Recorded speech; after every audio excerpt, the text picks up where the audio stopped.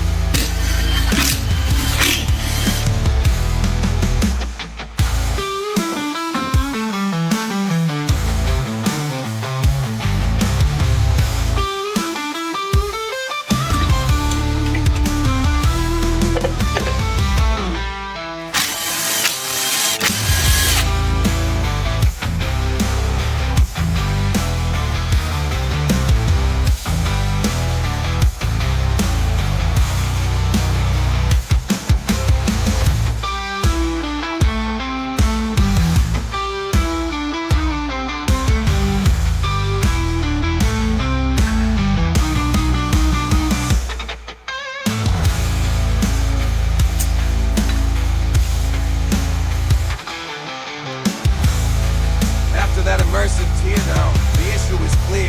Worn torque converter friction plates shedding material, causing the low-speed shudder. Our fix: replace the filter screen, rubber pistons, torque converter, and test or swap all the solenoids in a smooth ride. Got similar issues? Subscribe, comment your TCC fault stories, and let's keep your ride running.